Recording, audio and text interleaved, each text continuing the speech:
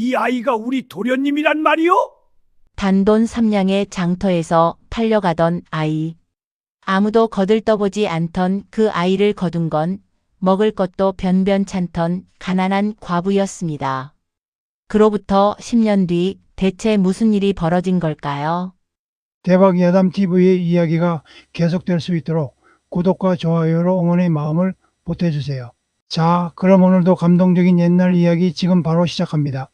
옛날 옛적 경기도 여주 땅에 작은 마을이 하나 있었습니다. 남한강 물줄기가 구불구불 흐르는 그 마을에는 농사꾼과 장사꾼이 뒤섞여 살았지요.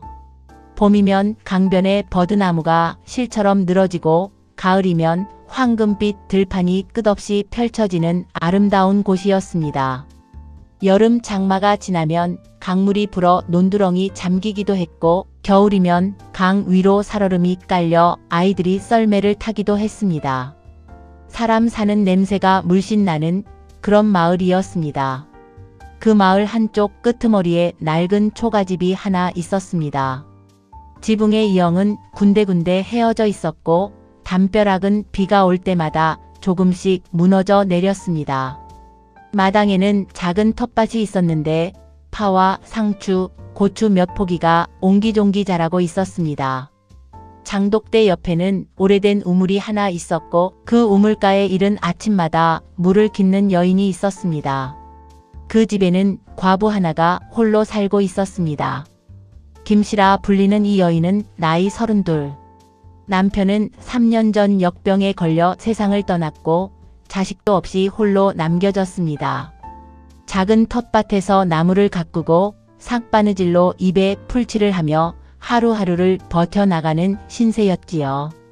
그러나 김씨의 얼굴에는 언제나 온기가 있었습니다. 구박이나 원망 같은 것은 찾아볼 수 없었습니다.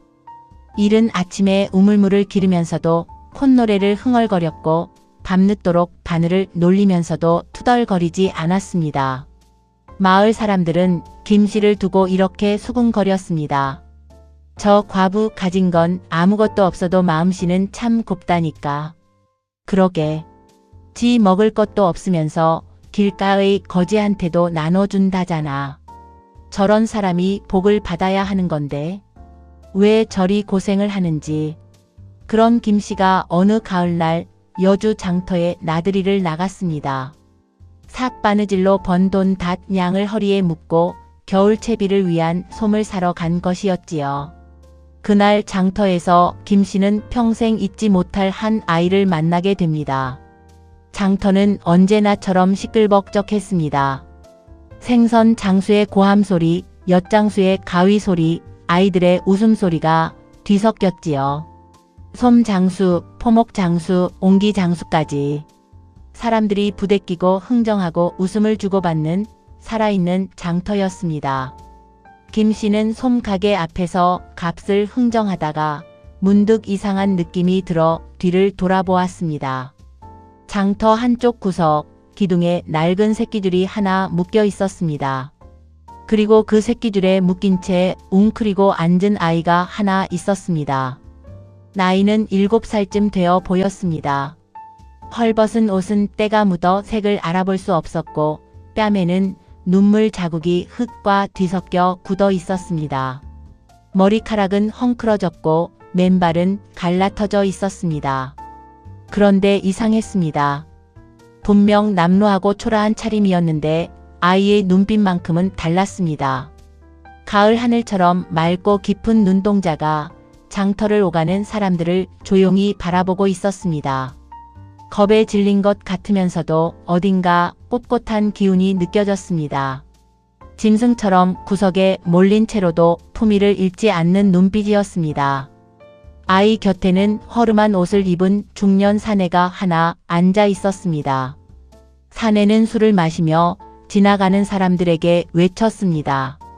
아이 팝니다. 건강한 사내 아이요. 부릴 때 있으면 사가시오. 단 3냥이면 돼요. 사람들이 힐끗 쳐다보다 고개를 저으며 지나쳤습니다. 저런 쓸모없어 보이는 아이를 누가 사? 저 산에 남의 집 아이를 데려다 파는 거 아냐? 쯧쯧 세상에 어찌 저런 일이. 김씨는 발걸음이 멈췄습니다. 아이와 눈이 마주쳤습니다. 아이는 울지도 소리를 지르지도 않았습니다. 그저 조용히 김씨를 바라보았습니다. 그 눈빛에 김씨의 가슴이 철렁 내려앉았습니다. 발걸음을 옮기려 했습니다. 나는 먹고 살기도 빠듯한데 남의 아이를 어찌 거두겠는가. 그렇게 발걸음을 뗐습니다.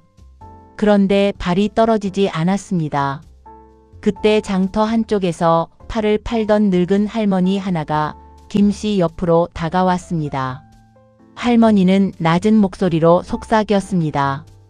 아가씨, 저 아이 눈 좀 봐요. 예, 할머니. 눈빛이 예사롭지 않지요?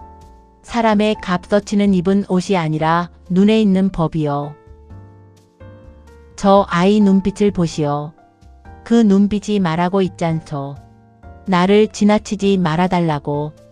할머니는 그 말만 남기고 유유히 사라졌습니다. 김씨는 그 말을 마음 깊이 새기지 못했습니다. 다만 가슴 한켠이 묘하게 울렸습니다. 사람의 값어치는 입은 옷이 아니라 눈에 있다. 그 말이 계속 머릿속에 맴돌았습니다. 김씨는 솜가게 쪽으로 발걸음을 옮기다가 다시 한번 뒤를 돌아보았습니다. 아이가 여전히 그 자리에 앉아 있었습니다. 이번에는 아이가 고개를 숙이고 있었습니다. 힘이 다 빠진 것처럼 김씨는 그 자리에서 한참을 서 있었습니다. 바람이 불었습니다. 장터의 소란이 멀어지는 것 같았습니다. 그리고 마음이 정해졌습니다. 과부 김씨의 이야기를 좀 더 들려드리겠습니다.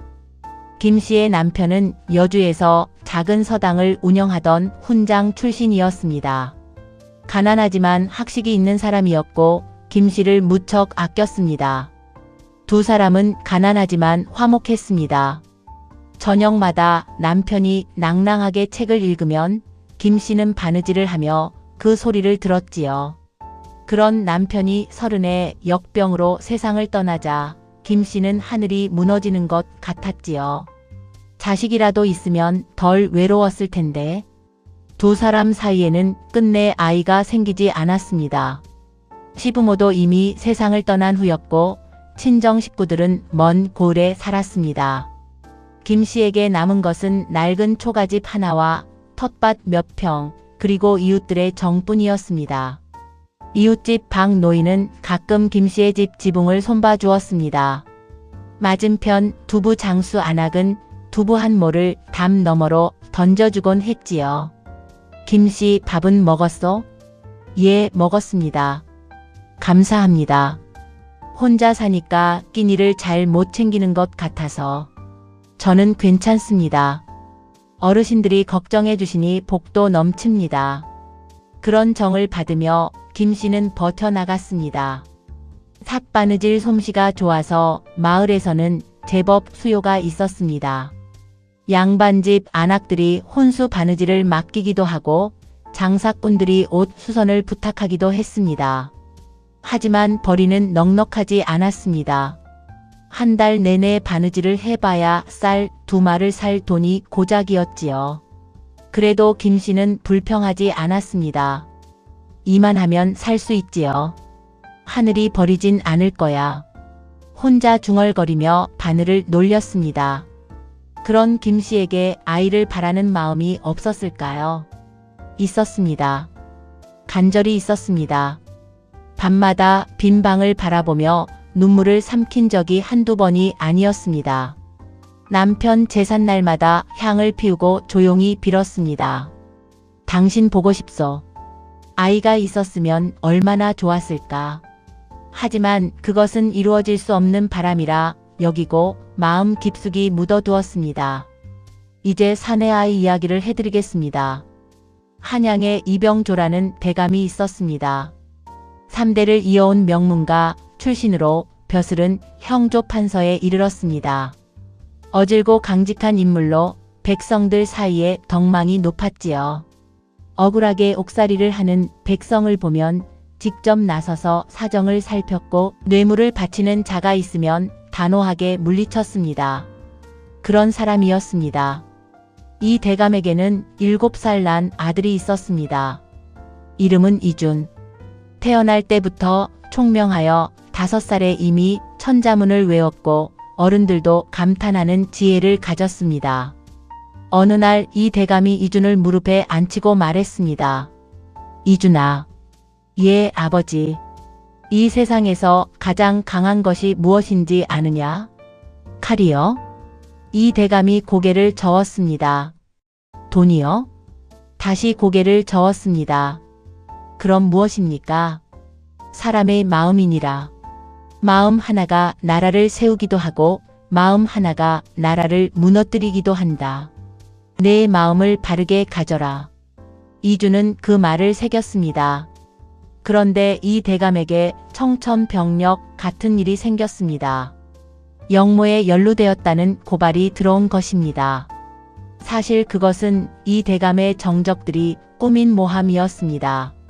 이 대감이 강직하게 부정을 고발하다 보니 권세를 쥔 무리들의 눈밖에 난 것이었지요. 하지만 당시 권세를 잡은 무리들이 밀어붙이는 바람에 이 대감은 끝내 처형을 당하고 말았습니다. 가문은 풍비박산이 났고 재산은 모두 몰수될 위기에 처했습니다. 이 틈을 노린 자가 있었습니다. 마득봉. 이 대감 집안의 청직이었습니다. 청직이란 집안의 살림을 총괄하는 자로 대감 집의 재산 내용을 속속들이 꿰고 있는 사람이었지요. 겉으로는 충성스럽고 성실한 척 굴었지만 속은 탐욕으로 가득한 자였습니다.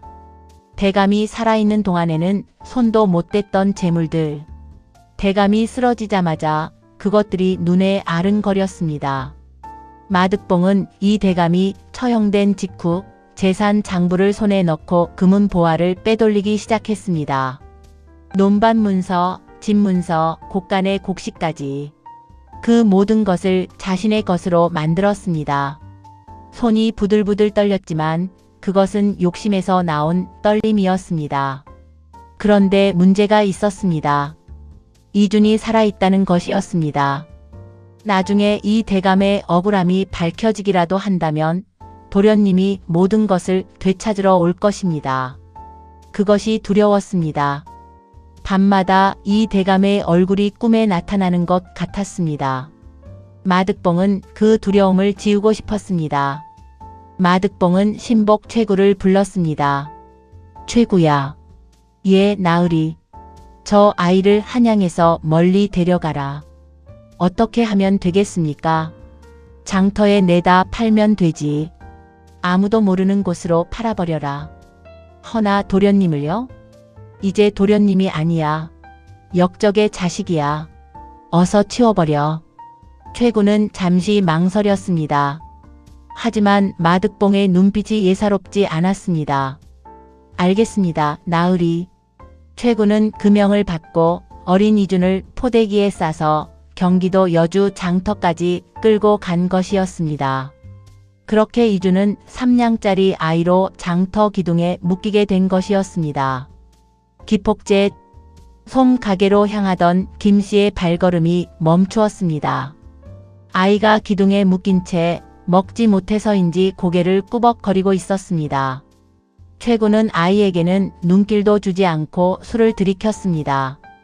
어이, 아이 아직 안 팔렸어? 3냥이면 이 값에 이런 아이 어디서 구하겠어?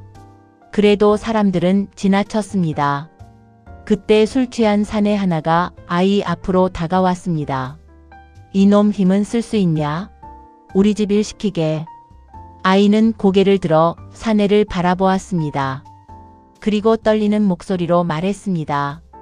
저는 나리의 종이 되지 않겠습니다. 사내의 얼굴이 벌겋게 달아올랐습니다. 이놈이 감히. 손을 번쩍 들었습니다. 김씨가 달려갔습니다. 자신도 모르게 뛰어가서 아이 앞을 막아섰습니다. 잠깐만요. 사내가 김씨를 쏘아보았습니다. 당신은 뭐요? 그냥 이 아이가 걱정되어서요. 사갈 거요, 말 거요? 비키시오. 안 비킵니다. 사내가 잠시 노려보더니 투덜거리며 가버렸습니다. 김 씨는 아이 앞에 쪼그려 앉았습니다. 아이와 눈이 마주쳤습니다. 가까이서 보니 더욱 놀라웠습니다. 때가 묻고 흙투성이가 된 얼굴이었지만 눈빛이 형형했습니다. 겁에 질린 것 같으면서도 어딘가 꼿꼿한 기운이 있었습니다. 얘야, 밥은 먹었니? 아이가 고개를 저었습니다. 어제부터 못 먹었어요. 김 씨는 가슴이 미어졌습니다. 그녀는 품에서 떡 하나를 꺼냈습니다. 오는 길에 장터 어귀에서 사두었던 인절미였습니다. 먹어라. 아이는 잠시 멈칫하더니 두 손을 모아 떡을 받았습니다. 감사합니다. 두 손으로 공손하게 받는 그 모습이 김 씨의 마음을 흔들었습니다. 어제부터 굶은 아이가 떡을 받으면서도 예의를 잃지 않았습니다. 허겁지겁 먹는 것도 아니었습니다. 조심조심 한 입씩 먹었습니다. 김 씨는 최구에게 다가갔습니다. 이 아이 제가 데려가면 안 되겠습니까? 최구가 눈을 가늘게 떴습니다. 삼냥이요. 삼냥. 김 씨는 허리에 묶어둔 돈 주머니를 풀었습니다. 겨울 솜을 사러 가져온 돈이었습니다. 전 재산이었습니다. 손이 잠시 망설였습니다. 이 돈이 없으면 올겨울 이불이 없습니다. 솜이 없으면 냉기를 버틸 수 없습니다. 그러나 아이를 돌아보았습니다. 아이가 두 손에 떡을 들고 김 씨를 바라보고 있었습니다. 닷냥 중 삼냥. 그것을 최구의 손에 쥐어주었습니다. 집으로 돌아오는 길에 김 씨는 아이의 손을 잡았습니다. 아이의 손이 차가웠습니다. 작고 연약한 손이었습니다. 그 손을 꼭 쥐고 걷다 보니 눈물이 날 것 같았습니다. 이름이 뭐니? 아이가 잠시 망설였습니다. 그냥 아무거나 불러주세요. 김 씨가 가만히 아이의 손을 쥐었습니다. 그래. 그럼 일단 같이 가자. 마을 어귀에 들어서자 이웃 안악들이 눈을 동그랗게 떴습니다. 어머, 김 씨. 저 아이는 뭐야? 장터에서 데려왔어요. 뭐라고? 아이를 사왔다고? 그냥 두고 볼 수가 없어서. 마을 안악들이 수군거렸습니다. 아니, 김 씨가 드디어 돌아버린 거야? 혼자 먹고 살기도 힘든데 무슨. 저 아이 어디서 온 아인지도 모르잖아. 박 노인이 지팡이를 짚고 나왔습니다. 김 씨, 자네 솜은 사왔나? 아, 못 샀습니다. 그럼 이 아이에게 돈을 다 썼단 말이야? 예. 박 노인이 혀를 끌끌 찼습니다. 이복의 김 씨, 아무리 마음이 곱기로써니 이건 너무 충동적인 거 아닌가. 자네 혼자 먹고 살기도 빠듯한데 남의 아이까지 거두다니. 노인장 말씀이 맞습니다. 하지만 뭐가 있어? 김 씨는 잠시 말을 잇지 못했습니다. 저 아이 눈빛을 보셨으면 아셨을 거예요. 박 노인은 아이를 내려다보았습니다. 아이는 박 노인을 똑바로 올려다보았습니다. 박 노인이 잠시 말을 잃었습니다. 눈빛이 예사롭지 않구먼. 그렇죠? 그래도 먹일 입이 하나 더 느는 거잖아. 겨울이 오면 어쩌려고. 두부 장수 안악도 끼어들었습니다. 그러게요. 김 씨, 아이는 키우는데 돈이 얼마나 드는지 알아요? 밥도 먹여야지, 옷도 입혀야지, 글공부도 시켜야지. 저는 아이 셋 키우면서 허리가 휘었어요. 예, 압니다. 그래도 김 씨는 아이를 내려다보았습니다. 아이가 조용히 물었습니다. 저 때문에 곤란하신 건가요? 그럼 저는 돌아가겠습니다. 아이가 온 방향으로 발걸음을 돌리려 했습니다. 김 씨가 얼른 아이의 손을 잡았습니다. 안 돼. 가지 마라. 김 씨는 단호하게 말했습니다. 돌아가면 또 팔려갈 것 아니냐. 내가 키울 거야. 걱정 말아라. 안악들이 한숨을 내쉬었습니다. 박 노인이 고개를 저으면서도 결국 입을 다물었습니다. 그날 밤 김씨는 잠들지 못했습니다. 아이를 씻기는 일만 해도 한참이었습니다. 때가 얼마나 쪘는지 물을 3번이나 갈아야 했습니다. 씻기다 보니 아이의 살결이 드러났습니다. 눈처럼 하얀 살결이었습니다. 여기저기 상처도 있었습니다. 아이를 데리고 오는 과정에서 생긴 것이겠지요. 김씨는 손을 부들부들 떨면서 상처에 약을 발라주었습니다. 남편의 낡은 저고리를 잘라 아이 몸에 맞게 고쳐 입혔습니다.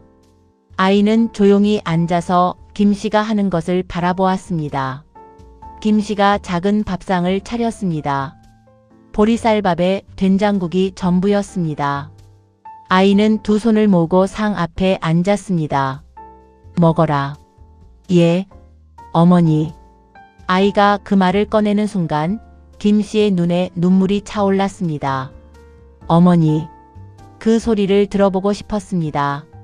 남편이 세상을 떠난 뒤로 줄곧 김씨는 고개를 돌려 눈물을 훔쳤습니다.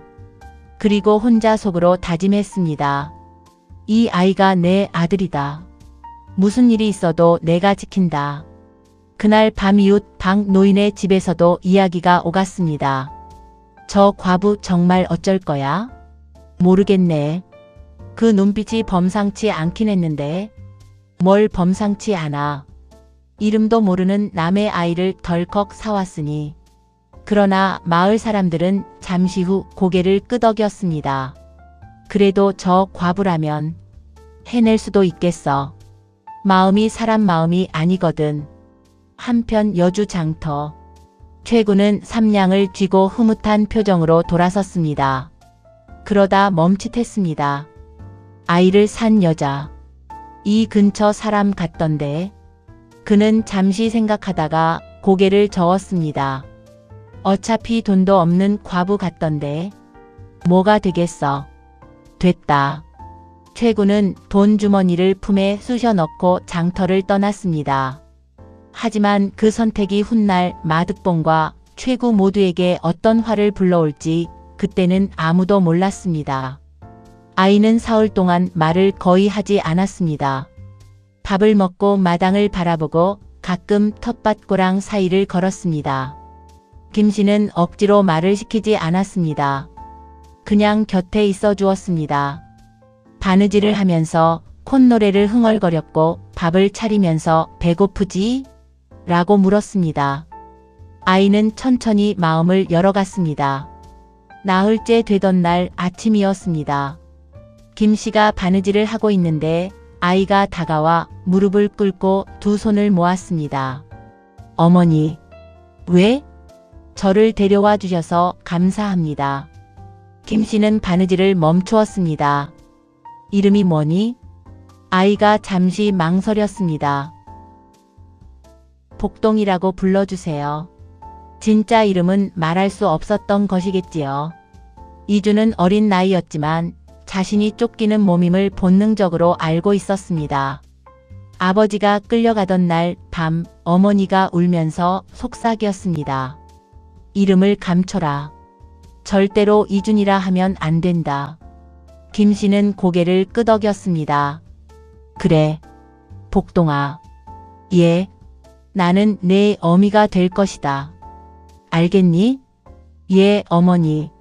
그러면 이 집이 내 집이다. 도망가지 말고. 알겠지? 복동이 고개를 끄덕였습니다. 그 눈에 처음으로 눈물이 맺혔습니다. 그날부터 복동은 아이로 돌아왔습니다. 마당을 뛰어다니고 텃밭에서 일을 거들고 장터에서 바느질 감을 받아오는 심부름을 했습니다. 가끔 마을 아이들과 함께 강가에 나가 물고기를 잡기도 했습니다. 하지만 복동에게는 특이한 점이 있었습니다. 저녁마다 모래 위에 글자를 썼습니다. 나뭇가지로 마당 흙바닥에 빼곡하게. 김씨가 물었습니다. 복동아, 글을 아느냐? 조금요. 누가 가르쳐 주었니? 아버지가요. 더 묻지 않았습니다. 아이에게 아버지가 있었구나. 그리고 그 아버지는 이미 이 세상에 없겠구나. 김 씨는 아이를 안아주었습니다. 그뿐이었습니다. 이렇게 복동과 김 씨의 새로운 삶이 시작되었습니다. 여주 마을에 서당을 운영하는 훈장 어른이 한 분 있었습니다. 조봉수라는 이름의 이 훈장은 70이 넘은 노인이었습니다.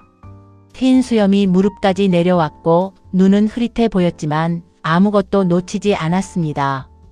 젊은 시절 한양에서 성균관 유생으로 공부하다 벼슬길을 포기하고 낙향한 분이었지요.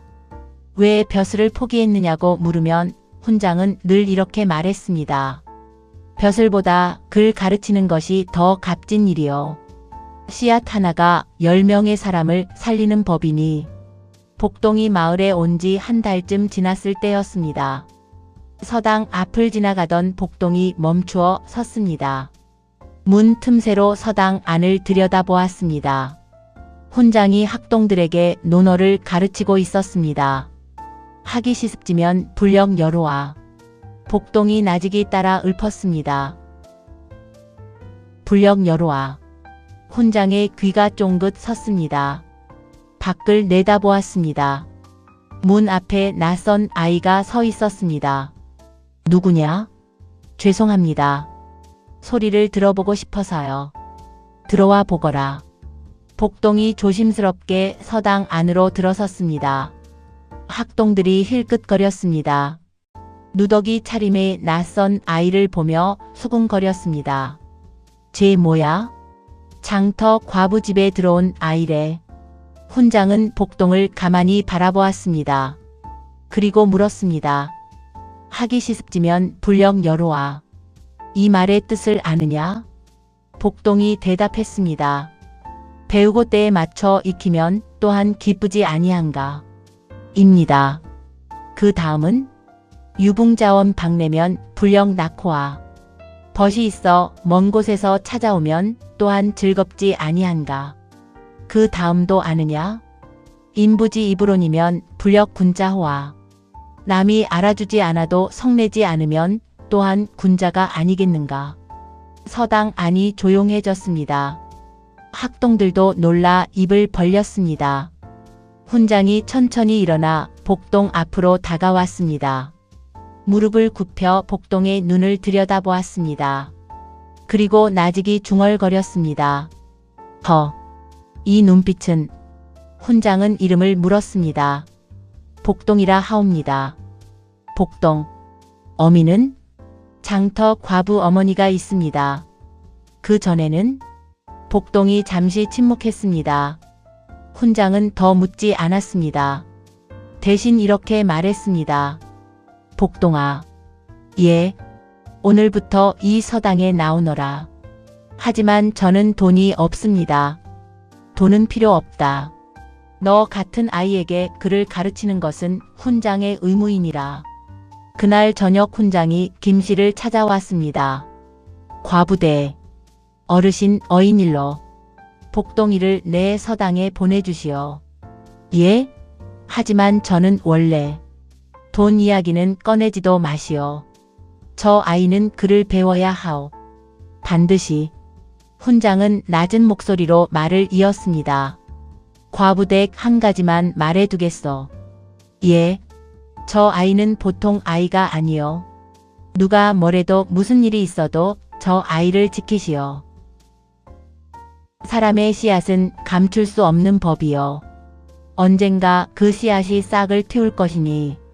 김 씨는 그 말의 뜻을 완전히 이해하지는 못했습니다. 하지만 훈장의 눈빛이 진지했습니다. 알겠습니다, 어르신. 무슨 일이 있어도 지키겠습니다. 그날부터 복동은 매일 아침 서당으로 향했습니다. 세월이 흘렀습니다. 한 해가 가고 두 해가 가고 강변의 버드나무가 5번 새 잎을 틔울 동안 복동은 쑥쑥 자랐습니다. 복동이 12살이 되었을 때 서당에서 그의 이름을 모르는 사람이 없었습니다. 훈장 조봉수는 복동에게 논어, 맹자, 사기까지 가르쳤습니다. 복동은 한 번 읽은 것은 잊지 않았고 이해하지 못하는 것이 없었습니다. 어느 날 서당에서 학동들이 경쟁하듯 시를 지었습니다. 훈장이 문제를 냈습니다. 강 위에 흰새가 날고 있다. 이것을 보고시 한 편을 지어보아라. 학동들이 끙끙대며 붓을 들었습니다.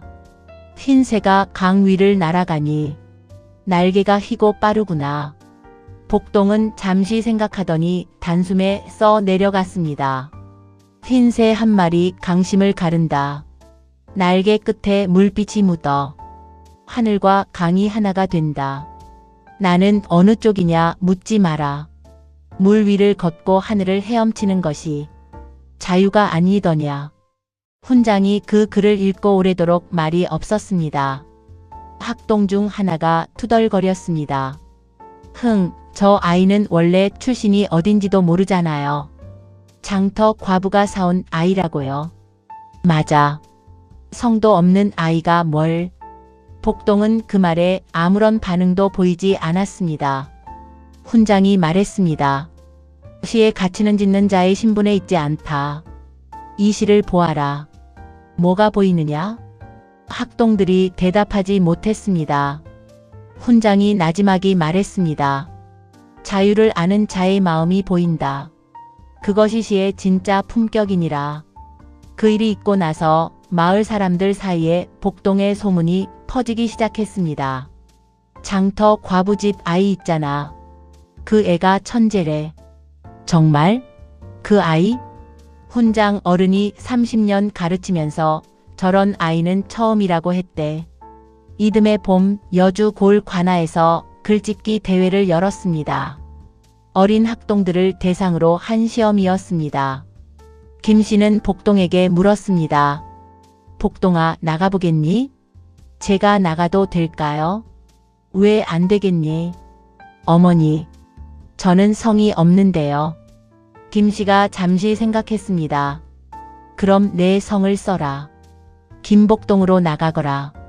복동이 김 씨를 바라보았습니다. 어머니, 왜? 감사합니다. 그 목소리가 조금 떨렸습니다. 글짓기 대회 날 복동은 김복동이라는 이름으로 참가했습니다. 시험 문제는 봄비였습니다. 복동이 붓을 들었습니다. 봄비는 소리 없이 온다. 땅이 안다. 씨앗이 안다. 뿌리가 먼저 안다. 사람들이 우산을 펼 때 꽃은 이미 웃고 있다. 골원님이 그 시를 보고 눈을 동그랗게 떴습니다. 이 아이가 누구냐? 여주 마을 과부댁 아이라 하옵니다. 성이 김씨라고? 예. 글씨도 좋고 뜻도 깊구나. 복동은 그 대회에서 장원을 차지했습니다. 장원 소식을 들은 마을 사람들이 김씨의 집 앞에 모여들었습니다. 김씨, 복동이가 장원이라니. 세상에 저 아이가. 그러게 내가 뭐라 했어. 눈빛이 보통이 아니라고. 박 노인이 눈물을 훔쳤습니다. 허, 저 과부가 고생한 보람이 있구먼. 김씨는 마당에 서서 두 손을 꼭 쥐었습니다.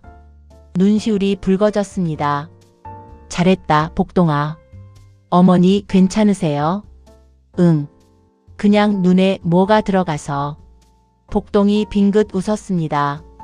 그 미소가 어찌나 해맑던지 김씨는 가슴이 꽉 찼습니다. 복동이 13살이 되던 해 여름이었습니다. 마을에 흉년이 들었습니다. 비가 오지 않아 논이 갈라지고 텃밭도 말라붙었습니다. 마을 사람들은 하늘만 바라보며 한숨을 쉬었습니다. 그때 복동이 강가에 나가 한참을 바라보다가 돌아왔습니다. 어머니, 이웃 어른들을 불러주세요. 왜? 강물을 끌어올 수 있을 것 같아요. 마을 어른들이 모였습니다.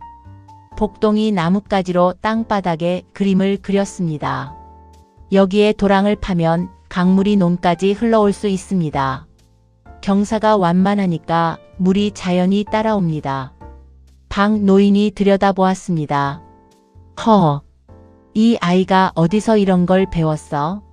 사기에 물을 다스린 이야기가 나옵니다. 그것을 응용해 봤습니다. 마을 사람들이 반신반의했지만 해볼 것이 없었습니다. 삽과 괭이를 들고 도랑을 팠습니다. 복동도 함께 땅을 팠습니다. 손에 물집이 잡히도록 사흘 만에 도랑이 완성되었습니다. 강물이 도랑을 타고 논으로 흘러들었습니다. 마을 사람들이 환성을 질렀습니다. 세상에, 물이 온다. 복동이가 해냈어. 저 아이 정말 보통이 아니야. 박 노인이 복동의 손을 꼭 잡았습니다. 물집이 잡힌 복동의 손을 보고 눈시울이 붉어졌습니다. 고맙다, 복동아. 복동이 고개를 저었습니다. 제가 이 마을에서 밥을 먹고 자랐습니다. 이 정도는 해야지요. 마을 사람들이 박장대소했습니다. 저 아이 말도 어른스럽게 한다. 그해 가을 여주 마을만 유일하게 제대로 된 수확을 거두었습니다. 이웃 마을에서 여주로 쌀을 사러 올 정도였습니다. 그해 겨울이었습니다. 흉년이 들었으니 마을 전체가 빠듯했습니다. 김씨의 바느질 일도 줄었습니다. 양반집들도 먹고 살기 빠듯하니 바느질을 맡길 여유가 없었던 것이지요. 어느 날 밤 복동이 김씨 앞에 무릎을 꿇었습니다. 어머니, 왜? 서당을 그만 다니겠습니다. 무슨 소리냐? 제가 일을 해야겠습니다. 장터에서 짐꾼으로 일하면 하루에 두세 냥은 벌 수 있다 하더이다. 안 돼. 하지만 어머니 혼자 너무 힘드시잖아요. 어머니 손을 봤습니다. 손가락 끝이 다 갈라졌잖아요. 김씨가 손을 등 뒤로 감추었습니다. 이까짓 것 별거 아니다. 어머니, 안 된다고 했다. 김씨가 단호하게 말했습니다. 복동아, 내 말 들어라. 예, 나는 이 세상에서 네가 훌륭하게 되는 것을 보고 싶다. 그것 하나만 바란다. 알겠니? 어머니, 서당은 계속 다녀라. 밥은 내가 어떻게든 만들 테니. 그날 밤 김씨는 몰래 바느질 감을 더 받아왔습니다. 바느질을 해서 새벽에 납품하고 아침에는 텃밭을 가꾸고 낮에는 또 바느질을 했습니다. 복동은 그것을 알고 있었습니다. 아무 말도 하지 않았습니다. 다만 더욱 열심히 글을 읽었습니다. 촛불이 꺼진 후에도 달빛 아래서 책을 읽었습니다. 어느 새벽 김씨가 일어나 보니 복동이 마당에 앉아 달빛으로 글을 읽고 있었습니다. 복동아, 이 추운데 여기서 뭐 하느냐? 촛불을 켜면 어머니가 주무시다 깨실까 봐요. 김씨는 말을 잇지 못했습니다. 눈물이 나려는 것을 꾹 참았습니다. 들어와. 촛불 켜도 된다. 괜찮으니까. 그날 이후로 복동은 밤마다 책을 읽었습니다. 김씨는 그 옆에서 바느질을 했습니다. 두 사람 사이에는 아무 말도 없었습니다. 그러나 그 침묵이 가장 따뜻한 대화였습니다. 그해 겨울 복동은 훈장에게 더 높은 글을 배우기 시작했습니다. 병법서와 역사서 그리고 한시까지. 훈장이 물었습니다. 복동아, 커서 무엇이 되고 싶으냐? 어머니께 은혜를 갚고 싶습니다. 그것 말고. 과거 시험을 생각해 본 적 있느냐? 복동이 조용히 대답했습니다. 저는 성도 없고 출신도 모릅니다. 과거에 나갈 자격이 있을까요? 자격이란 스스로 만드는 것이니라. 훈장이 복동의 눈을 바라보며 말했습니다. 사람의 씨앗은 감출 수 없다. 내 안에 있는 것은 반드시 때가 되면 드러난다. 두려워하지 마라. 복동은 그 말을 들으며 무언가를 느꼈습니다. 어릴 때 아버지가 해주던 말과 비슷했습니다.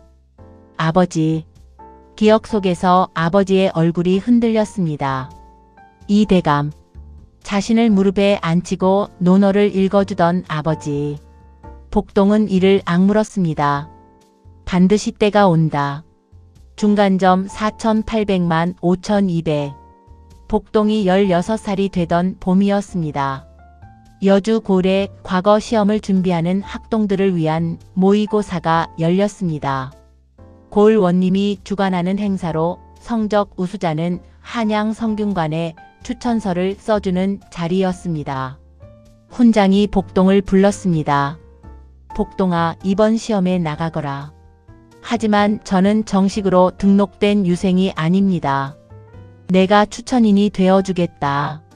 걱정 말거라. 시험 당일 복동은 고을 관아의 넓은 마당에 섰습니다. 줄지어 선 학동들은 모두 번듯한 의복에 비단 갓을 쓰고 있었습니다. 복동의 차림은 수수했습니다. 어머니가 손수지어준 무명 저고리에 낡은 갓. 옆에 선 학동 하나가 코웃음을 쳤습니다. 어디서 온 거야? 여주 마을에서 왔습니다. 성이 뭐야? 김씨입니다. 아버지는? 돌아가셨습니다. 출신도 변변찮은 게 여기까지 기어왔네. 복동은 아무 말도 하지 않았습니다. 눈을 감고 잠시 어머니를 떠올렸습니다. 밤새 바느질하던 어머니의 모습, 달빛 아래 책을 읽는 자신을 바라보던 어머니의 눈빛. 복동은 조용히 눈을 떴습니다. 시험이 시작되었습니다. 문제는 3가지였습니다. 한시짓기, 역사, 논술, 병법, 풀이. 복동은 조용히 붓을 들었습니다. 한 글자 한 글자 써 내려갔습니다.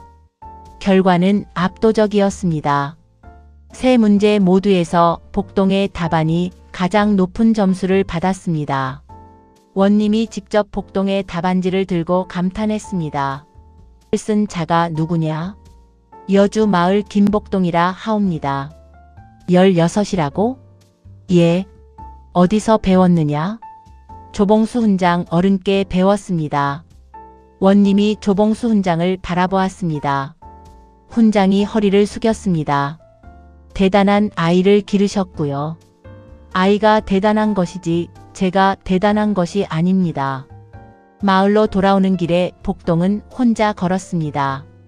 마음속에 처음으로 뜨거운 무언가가 타올랐습니다. 할 수 있겠다. 과거 시험. 언젠가는. 그날 저녁 원님의 추천서가 복동의 집에 도착했습니다. 한양 성균관 입학 추천. 김씨는 그 서류를 2 손으로 받아들고 한참을 바라보았습니다. 그리고 소리 없이 눈물을 흘렸습니다. 복동이 어머니의 등을 조심스럽게 두드렸습니다. 어머니. 응. 이게 다 어머니 덕분입니다. 아니다. 다 내 덕이다. 2 사람은 그 밤 오래도록 이야기를 나누었습니다. 한양에 가면 무엇을 먹을지, 성균관 공부가 얼마나 어려울지, 어머니는 혼자서도 잘 지낼 수 있는지, 복동이 과거에 급제하면 어머니를 한양으로 모실 것이라는 이야기도 했습니다. 김씨가 웃었습니다. 나는 여기가 좋다. 이 마을을 떠나고 싶지 않아. 그러면 제가 여주로 내려오겠습니다. 매달. 허허, 그러면 언제 일을 하겠니? 어머니 보러 오는 것이 일보다 중요합니다. 2 사람이 함께 웃었습니다. 그것은 2 사람 모두에게 가장 행복한 밤이었습니다. 하지만 그 행복은 오래가지 못했습니다. 다음날 아침 낯선 사내들이 마을로 들어섰습니다. 그 사내들은 색이었습니다. 두꺼운 몸집에 눈빛이 날카로운 자들이었습니다. 마을 어귀에서 사람들에게 물었습니다. 이 마을에 복동이란 아이가 있다고 들었어. 복동이요? 왜요? 그냥 아는 사람이요. 마을 사람들은 수상쩍었지만 김씨의 집을 알려주었습니다. 사내들은 김씨의 집 앞에 섰습니다. 그리고 문을 두드렸습니다. 누구십니까? 과부댁 잠깐 나와보시오. 김씨가 문을 열었습니다. 사내들을 보자 본능적으로 가슴이 철렁했습니다. 무슨 일이십니까? 과부댁이 복동이라는 아이를 키운다고 들었어. 예, 제 아들입니다. 아들? 허허, 과부댁 아들이 어찌 그렇게 총명하답니까? 여주 원님한테 추천서까지 받았다면서요. 사내들의 눈에서 무언가 번뜩였습니다. 복동이가 있어? 아들은 서당에 갔습니다. 왜 그러십니까? 사내들 중 우두머리가 낮은 목소리로 말했습니다. 과부댁 솔직하게 말하겠어. 우리는 저 아이의 전주인이요. 전주인이요? 10년 전 장터에서 팔린 아이 기억하시오? 그 아이를 우리 나으리께서 데리고 오라 하셨어. 김 씨의 얼굴이 굳었습니다. 제 아들입니다. 어딜 데려갑니까? 3냥을 주고 샀다고 해서 아들이 되는 게 아니요. 나는 이 아이를 10년 동안 키웠습니다. 이 아이의 어미입니다. 우두머리 사내가 김 씨를 위아래로 훑어보았습니다. 과부댁 괜히 어렵게 굴지 마시오. 우리 나으리는 힘이 있는 분이요. 과부 하나쯤이야. 그 말에 김 씨는 문을 쾅 닫아버렸습니다. 안에서 빗장을 걸었습니다. 손이 덜덜 떨렸습니다. 빗장을 건 채로 벽에 등을 기댔습니다. 심장이 미칠 듯이 뛰었습니다.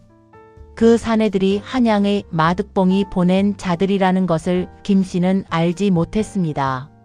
하지만 위험하다는 것은 느꼈습니다. 그날 저녁 복동이 서당에서 돌아왔습니다. 김 씨가 복동을 붙잡고 낮은 목소리로 말했습니다. 복동아, 오늘 낯선 사내들이 왔다 갔다. 복동의 얼굴이 굳었습니다. 어떻게 생긴 사내들이었어요? 두꺼운 몸집에 눈빛이 무서운. 복동은 직감했습니다. 자신을 팔아넘긴 자들이 보낸 사람들이었습니다. 어머니 걱정 마세요. 무슨 일이냐 복동아? 솔직하게 말해다오. 복동은 잠시 침묵했습니다. 그리고 천천히 말했습니다. 어머니, 저는 사실 성균관에 가기 전에 해결해야 할 일이 있습니다. 무슨 일? 저를 찾는 자들이 있습니다. 나쁜 자들입니다. 하지만 걱정 마세요. 제가 반드시 해결하겠습니다. 복동아. 김 씨가 복동의 손을 꼭 잡았습니다. 어떤 일이 있어도 도망가지 말거라. 알겠지? 예, 어머니. 그리고 무슨 일이 있으면 나한테 말해라. 나도 너를 도울 수 있다. 복동이 고개를 끄덕였습니다. 며칠 뒤였습니다. 복동이 혼자 강가에 나갔다가 돌아오는 길에 그 사내들이 나타났습니다. 복동이냐? 우리와 함께 가야겠다. 어딜 말씀입니까? 그건 알 필요 없다. 순순히 따라오면 되는 거야. 복동이 뒤로 한 걸음 물러섰습니다. 저는 가지 않겠습니다. 이놈이. 사내 하나가 복동의 멱살을 잡으려 했습니다. 그 순간 마을 사람들이 몰려왔습니다. 복동이 사내들과 실랑이 하는 것을 지켜본 이웃이 소리를 질렀던 것입니다. 이 사람들이 우리 마을 아이를 끌고 가려 해요. 박 노인이 지팡이를 들고 나왔습니다. 이놈들, 감히 어느 마을에서 이런 짓이냐. 노인 비켜. 못 비켜. 저 아이는 우리 마을 아이야. 두부 장수 안악도 달려왔습니다. 이 마을에서 아이를 끌고 가려면 내 주검을 밟고 가거라. 마을 사람들이 하나둘 둘러쌌습니다. 사내들은 결국 물러날 수밖에 없었습니다. 그러나 우두머리 사내가 돌아서면서 낮게 말했습니다. 두고 보자. 한 번만 더 방해하면 이 마을이 어떻게 될지. 그 위협이 마을에 퍼졌습니다. 분위기가 달라지기 시작했습니다. 마을 사람들이 수군거렸습니다. 저 아이 때문에 우리가 피해를 보는 거 아냐? 그 사내들 보통이 아닌 것 같던데. 김 씨가 아이를 잘못 데려온 거 아닐까? 박 노인이 버럭 소리를 질렀습니다. 쓸데없는 소리들 말아요. 저 아이가 뭘 잘못했다고. 하지만 마을 사람들의 불안은 쉽게 가라앉지 않았습니다. 설상가상으로 이틀 뒤 관아에서 심부름꾼이 왔습니다. 과부 김씨 댁 복동이를 관아로 데려오라는 명이요. 무슨 이유로? 한양 양반 나리께서 고발장을 올리셨어. 저 아이가 도망친 종이라고. 김씨의 눈앞이 캄캄해졌습니다. 도망친 종. 마득봉이 손을 쓴 것이었습니다. 한양에서 이 대감의 영모 제조사가 시작되었다는 소식을 들은 마득봉은 서둘러 자신의 죄를 덮으려 했습니다. 복동을 공식적으로 도망친 종으로 만들면 설령 이 대감의 영모가 누명이라 밝혀지더라도 복동의 신분을 흐릴 수 있었습니다. 아니, 종으로 다시 붙잡아 이번에는 영영 눈에 띄지 않는 곳에 팔아버릴 생각이었습니다. 관아에 끌려간 복동 앞에 최구가 나타났습니다. 10년 만이었습니다. 최구는 뻔뻔한 얼굴로 복동을 바라보았습니다. 야, 잘 컸구나. 근데 도망친 종은 도망친 종이야. 저는 도망친 것이 아닙니다. 팔린 것입니다. 팔린 게 아니야. 도망친 거야. 이 서류를 봐라. 최구가 내민 서류는 정교하게 꾸며진 위조 문서였습니다. 복동이 마득봉 댁의 종으로 등록된 문서. 그 문서에는 날인까지 찍혀 있었습니다. 이것은 위조된 것입니다. 네가 어떻게 증명할 건데? 이 문서가 증거야. 여주원님이 난처한 얼굴로 복동을 바라보았습니다. 김복동이라 했지. 추천서도 내가 써주었는데. 이 서류가 사실이라면. 그때 김씨가 관아로 달려와 소리쳤습니다. 제가 분명히 돈을 주고 사왔습니다. 종이 아닙니다. 팔린 아이입니다. 허나 과부댁 종의 몸값을 지불했다 해서 종이 아닌 것은 아니요. 그렇다면 그 돈은 뭡니까? 3냥을 받고 넘긴 그 자가 저기 있습니다. 저 자에게 물어보십시오. 최구가 눈 하나 깜짝 않고 말했습니다. 소인은 도망친 종을 붙잡아 임시로 보관하다가 저 여인이 돈을 주겠다 해서 잠깐 맡긴 것뿐이요. 김씨의 얼굴이 분노로 달아올랐습니다. 이런 파렴치한 놈이.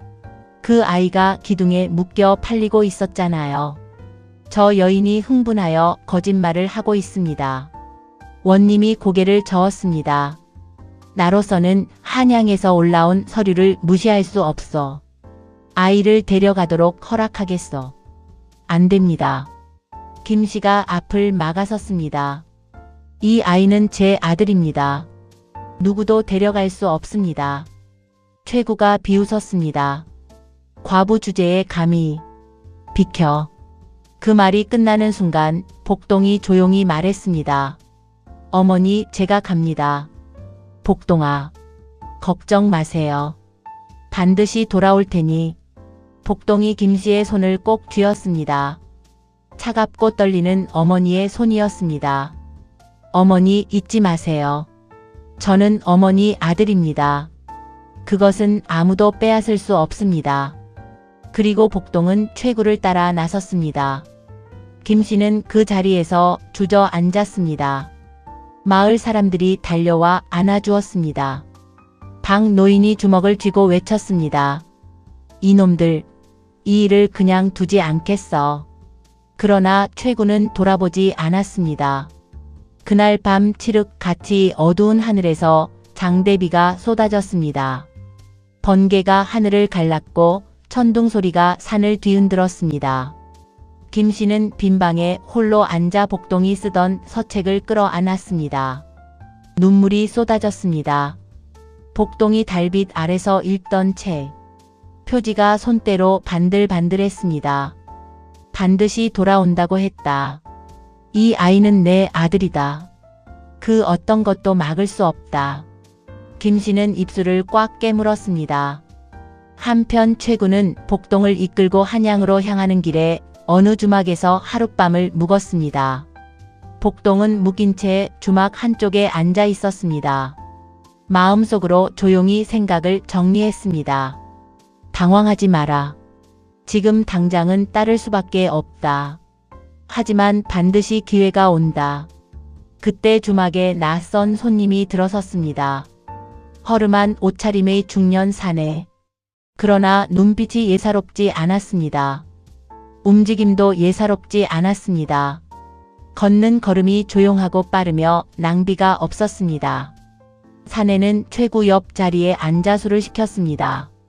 그리고 슬쩍 복동을 바라보았습니다. 복동도 그 사내를 바라보았습니다.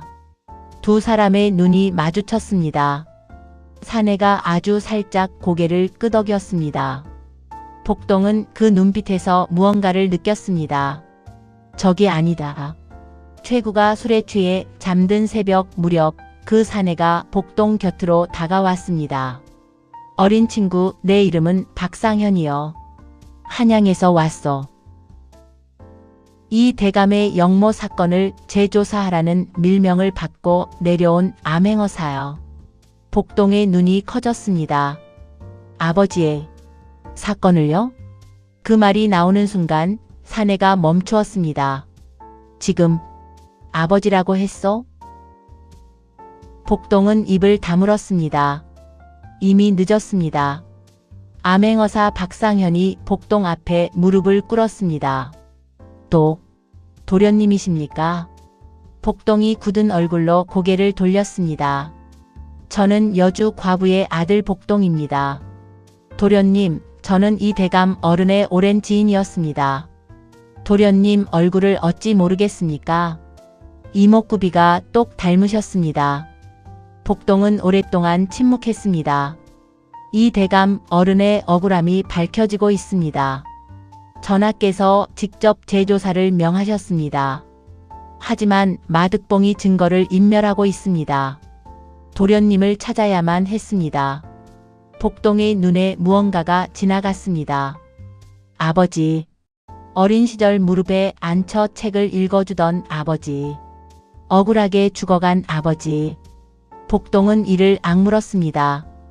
저는 갈 수 없습니다. 예? 한양으로.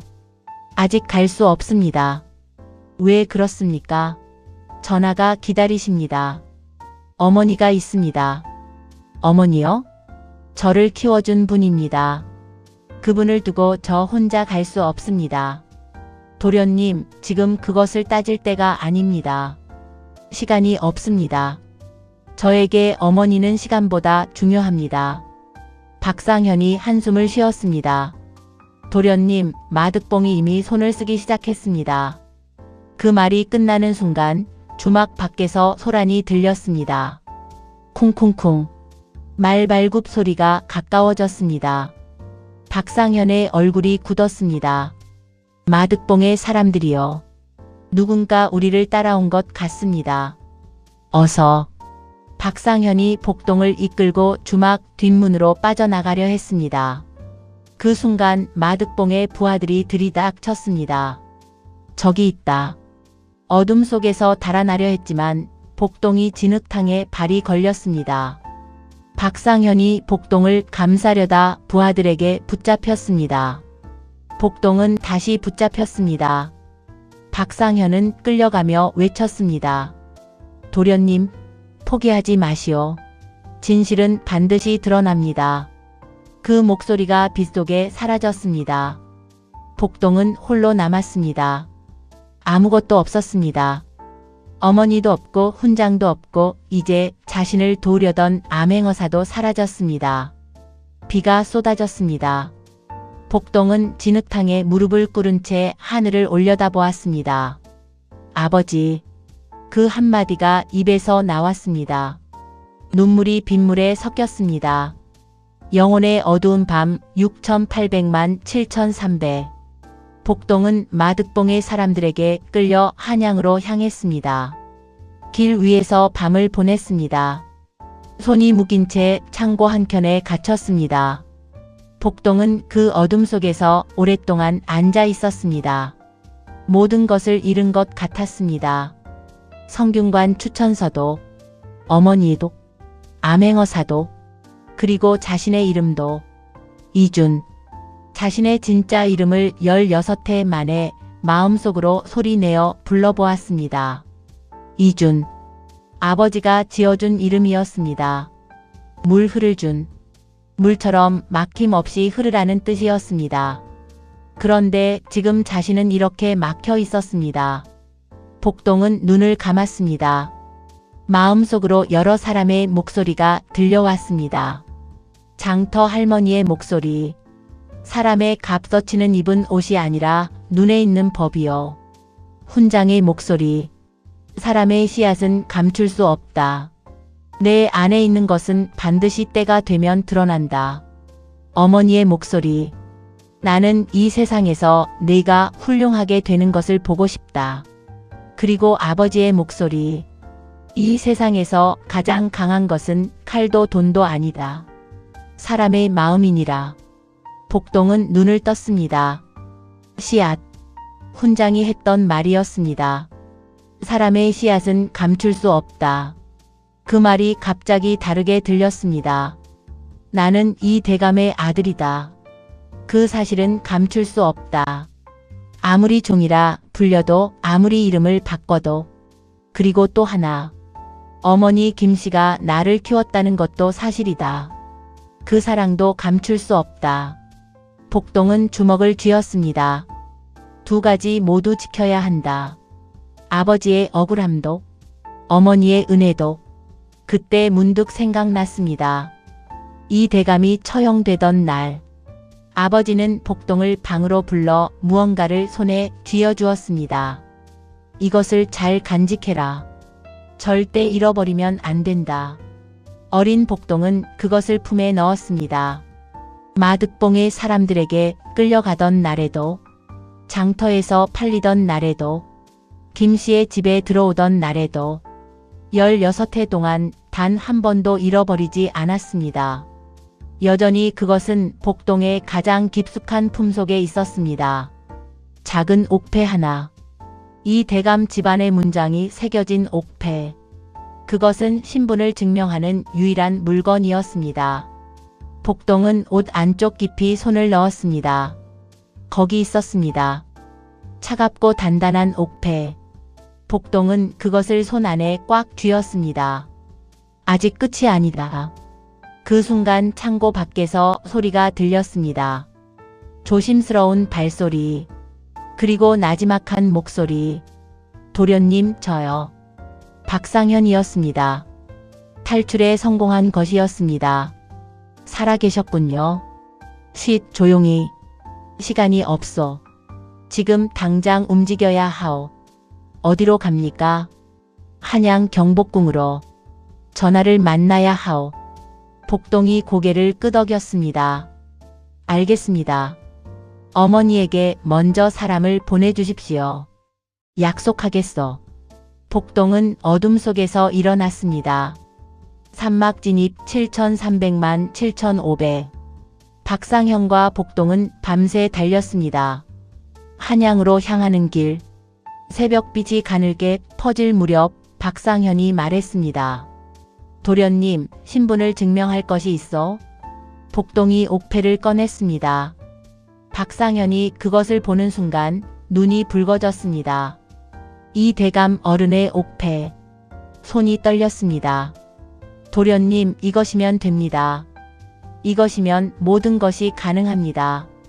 복동이 옥패를 다시 품에 넣으며 말했습니다. 박 어사 한 가지 부탁이 있습니다. 말씀하십시오. 전하를 뵙기 전에 여주에 사람을 보내주세요. 제 어머니 김씨가 걱정됩니다. 이미 사람을 보냈습니다. 걱정 마십시오. 복동이 깊게 숨을 들이켰습니다. 그러면 가겠습니다. 다짐이 서셨습니까? 예. 복동이 눈을 빛냈습니다. 아버지의 억울함을 풀겠습니다. 그리고 마득봉의 죄를 낱낱이 밝히겠습니다. 그리고 어머니께 반드시 돌아가겠습니다. 박상현이 말을 달리며 말했습니다. 이제 도련님이 아니라 이준 공자라 불러야겠군요. 아닙니다. 복동이 고개를 저었습니다. 저는 여주 과부 어머니의 아들 복동이기도 합니다. 그것은 변하지 않습니다. 박상현이 잠시 말이 없었습니다. 그리고 고개를 숙였습니다. 두 분 모두 복을 받으셨습니다. 피날레 7,500만 8,600. 한양에 도착한 것은 해가 뜬 지 1시간쯤 지났을 때였습니다. 박상현이 복동을 데리고 향한 곳은 경복궁의 편전이었습니다. 편전 앞에 박상현이 무릎을 꿇었습니다. 전하, 암행어사 박상현이 아래입니다. 들어오라. 임금이 앉아 있었습니다. 편전은 조용했지만 그 안에는 많은 신하들이 도열해 있었습니다. 모두 긴장한 얼굴이었습니다. 그 앞에 복동이 나아가 2번 큰 절을 올렸습니다. 이 대감의 아들 이준, 전하를 뵙습니다. 편전 안이 술렁였습니다. 승지들이 수군거렸습니다.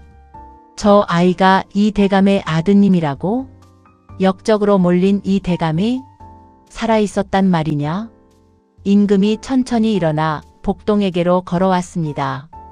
복동의 얼굴을 가만히 들여다보았습니다. 한참을 바라보았습니다. 이 대감을 많이 닮았구나. 그 말에 복동의 눈에 눈물이 고였습니다. 옥패를 올리겠습니다. 복동이 옥패를 2 손으로 받쳐 올렸습니다. 임금이 옥패를 받아들었습니다. 문장을 확인했습니다. 그리고 고개를 끄덕였습니다. 이 대감의 물건이 틀림없다. 임금이 승지에게 명했습니다. 마득봉을 당장 잡아들여라. 마득봉이 포박되어 편전 앞에 끌려왔습니다. 끌려오는 내내 마득봉은 소리를 질렀습니다. 이거 놔. 소인이 무슨 잘못을 했다고. 놔. 편전 앞에 무릎을 꿇리자 마득봉은 재빠르게 표정을 바꾸었습니다. 능청스러운 낯빛으로 머리를 조아렸습니다. 소인은 아무 죄도 없습니다. 저 아이는 도망친 종입니다. 소인이 억울합니다. 임금이 차갑게 말했습니다. 억울하다고? 예, 전하. 그렇다면 들어봐라. 임금이 박상현에게 눈짓을 했습니다. 박상현이 서류 한 뭉치를 들고 앞에 나섰습니다. 전하, 마득봉의 죄상을 낱낱이 아뢰겠습니다. 첫째, 이 대감의 재산 장부를 위조하여 논밭 문서를 자신의 이름으로 돌렸습니다. 그 논밭의 수가 42필지에 이릅니다. 총 가치는 은 500냥을 웃돕니다. 마득봉의 얼굴이 굳었습니다. 그 문서들은 모두 확보하였습니다. 위조 흔적도 명백합니다. 변명을 계속하시겠습니까? 마득봉이 입술을 실룩거렸습니다. 둘째, 이 대감의 적자 이준을 팔아넘겼습니다. 그것도 단돈 3냥에. 그 신복 최구가 자백을 했습니다. 편전 한켠에서 최구가 끌려왔습니다. 최구는 이미 몸을 축 늘어뜨리고 있었습니다. 눈이 퉁퉁 부어 있었습니다. 이미 신문을 받은 모양이었습니다. 최구, 내 이놈, 감히 나를. 마득봉이 소리를 질렀습니다. 죄송합니다, 나으리. 저 혼자 죽을 수는 없습니다. 최구가 고개를 떨어뜨렸습니다. 그리고 덜덜 떨리는 목소리로 자백했습니다. 소인이 도련님을 여주 장터에 데려가 3냥에 팔았습니다. 마득봉 나으리의 명이었습니다. 소인은 명을 받은 것뿐입니다. 마득봉이 버럭 소리를 질렀습니다. 이놈이 말을 지어내고 있습니다. 전하, 소인을 믿어주십시오. 셋째, 이번에 여주에서 복동을 도망친 종으로 허위 고발하기 위해 문서를 위조했습니다. 그 위조 문서에 찍힌 인장이 가짜임을 장인의 증언으로 확인했습니다. 마득봉이 무릎을 꿇었습니다. 전하, 소인이 잠깐 실수?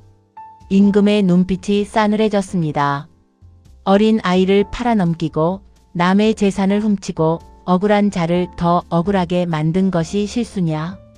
전하, 소인이 이 대감댁을 위해 얼마나 헌신했는지 아십니까? 소인도 살아야 했습니다. 살기 위해 아이를 팔았다는 말이냐? 마득봉이 바닥에 이마를 박았습니다. 살려주십시오. 전하, 살려주십시오. 한 번만 봐주십시오. 임금이 차갑게 선고했습니다. 마득봉의 죄를 다스리겠다. 횡령한 모든 재산을 즉시 몰수하고 위조 문서와 아이 매매 및 관리 능욕죄를 물어 유배에 처하라. 전하, 전하. 의금부 나졸들이 마득봉을 끌어냈습니다. 마득봉은 끌려가면서 악을 썼습니다. 억울합니다. 전하, 소인이 억울합니다. 이 이준이란 아이가 모든 것을 꾸민 겁니다. 그 목소리가 편전 밖으로 멀어져 갔습니다. 가사는 모두 몰수당했습니다. 곤장의 만신창이가 된 몸으로 변방으로 향했습니다. 한양에서 떵떵거리며 살던 집은 관아에 귀속되었습니다. 곳간의 쌀은 비워졌고 창고의 물건들은 낱낱이 조사되었습니다. 신복이었던 최군은 장 50대에 서울 근교로 귀향을 갔습니다. 마득봉을 믿고 따르던 하인들은 뿔뿔이 흩어졌습니다. 한때 마득봉에게 아부하며 드나들던 자들도 모두 발길을 끊었습니다. 변방에서 마득봉은 찬바람을 맞으며 구걸로 연명했습니다. 한 푼만 주시오. 배가 고픕니다. 지나가던 사람들이 손가락질을 했습니다. 저 자가 이 대감집 청지기로 있다가 아이까지 팔아넘긴 자래. 세상에 저런 자가 있나. 탐욕에 눈이 멀어 아이의 인생을 망치려 했던 자의 비참한 말로였습니다. 임금이 복동에게로 시선을 돌렸습니다. 이준아. 예, 전하. 이 대감은 영모에 연루된 것이 아니었다. 짐이 모든 것을 살펴본 결과 이 대감은 모함을 당한 것이었다. 이제 이 대감의 영모 기록을 말소하겠다. 그리고 가문을 복권하겠다. 복동의 눈에서 눈물이 흘렀습니다. 아버지. 이제 아버지의 이름이 맑아졌습니다. 역적이 아니었습니다. 처음부터 억울했던 것이었습니다. 감사합니다, 전하. 하지만 이준아. 임금이 복동을 가까이 오게 했습니다. 너를 10년 동안 키운 여주의 과부 이야기를 들었다. 복동이 고개를 들었습니다. 그분의 이름이 어떻게 되느냐? 김씨라 하옵니다. 가문의 성이 없느냐? 청주 김씨이옵니다. 임금이 고개를 끄덕였습니다. 그 여인에게 정삼품 숙부인의 직첩을 내리겠다. 편전이 다시 술렁였습니다. 전하, 아무 연고도 없는 과부에게 이준을 키운 것이 연고가 아니란 말이냐? 아무도 더 말하지 못했습니다.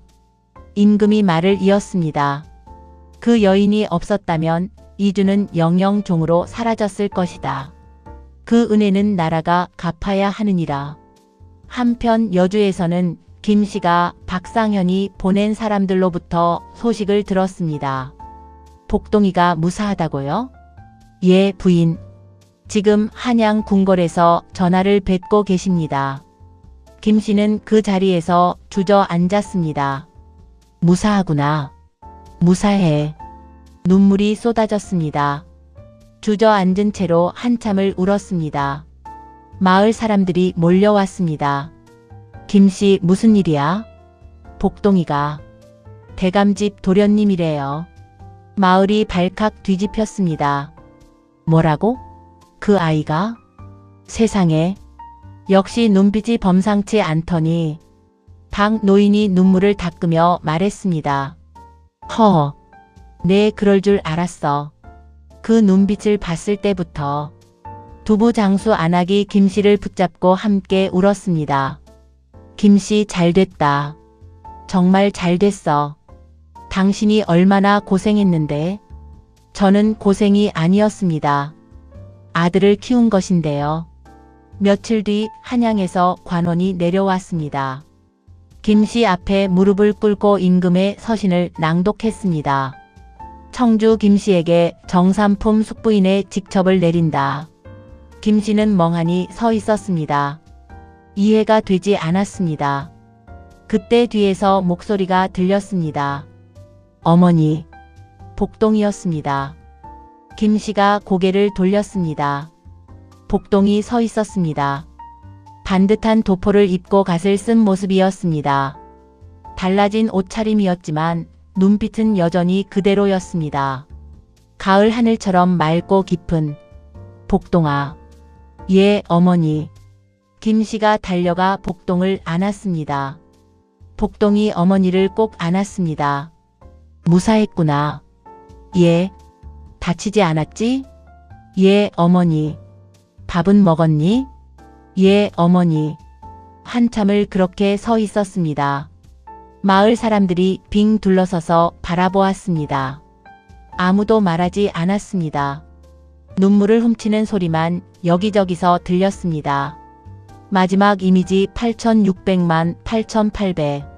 세월이 흘렀습니다. 어느덧 3년이 지났습니다. 복동 아니 이주는 성균관에서 공부를 마치고 과거 시험에 응시했습니다. 시험날 이른 아침 이주는 어머니 김씨와 마주 앉아 밥을 먹었습니다. 어머니 많이 드세요. 응, 너나 많이 먹어. 시험 보러 가는 날인데. 김씨는 이제 숙부인 직첩을 받은 몸이었습니다. 낡은 초가집은 관아에서 수리해주어 번듯해졌습니다.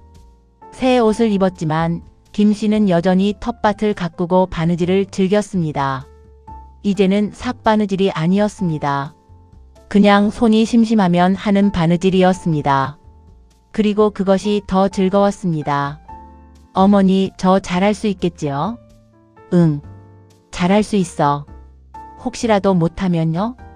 그래도 어때? 넌 내 아들이니까. 이준이 환하게 웃었습니다. 그 미소가 어찌나 해맑던지 김씨는 또 눈물이 날 것 같았습니다. 그해 가을 한양 과거 시험에서 장원 급제자가 발표되었습니다. 이준. 그 이름이 방목에 올랐습니다. 이준은 그날 저녁 여주로 달려왔습니다. 어머니 앞에 무릎을 꿇었습니다. 어머니, 장원 급제했습니다. 김씨는 말을 하지 못했습니다. 그저 아들의 손을 꽉 쥐었습니다. 이준의 손이 따뜻했습니다. 오래전 장터에서 처음 잡았던 그 작고 차갑던 손이 이제는 크고 따뜻해져 있었습니다. 마당 한편에 있는 작은 느티나무가 저녁 바람에 흔들렸습니다. 복동이 어린 시절 이 마당에 심었던 나무였습니다. 이제는 제법 자라 가지를 넓게 펼치고 있었습니다. 그 아래에서 두 사람은 오래도록 앉아 있었습니다. 말이 없어도 괜찮았습니다. 그냥 함께 있는 것만으로 충분했습니다. 강 건너에서 저녁 안개가 피어올랐습니다. 버드나무가 실처럼 늘어졌습니다. 어디선가 두견이 한 마리가 울었습니다. 이 마을은 변하지 않았습니다. 그리고 이 두 사람의 마음도 변하지 않았습니다. 삼량에 팔리던 아이와 그 아이를 전 재산을 털어 거둔 가난한 과부. 탐욕은 마득봉의 손에 가득했지만 결국 그것은 모래성처럼 무너졌습니다. 반면 김씨는 가진 것이 아무것도 없었지만 한 아이의 눈빛을 보고 마음을 열었습니다. 사람의 값어치는 입은 옷이 아니라 눈에 있다고 했습니다. 그 말처럼 이주는 어떤 이름으로 불려도 어떤 옷을 입어도 그 안에 담긴 것은 변하지 않았습니다. 그리고 김씨의 사랑 또한 변하지 않았습니다. 핏줄이 아니어도 4배 아파 낫지 않아도 진정한 어미의 마음은 그 어떤 신분도 뛰어넘는 법입니다. 탐욕을 심으면 배신을 거두고 사랑을 심으면 복을 거두는 법이었습니다. 다음 영상을 빠르게 만나보시려면 좋아요와 구독을 눌러주세요. 지금 화면에 나오는 대박 야담 TV의 더 재미있는 영상들도 함께 해주세요. 그럼 모두 행복한 하루 보내세요. 감사합니다.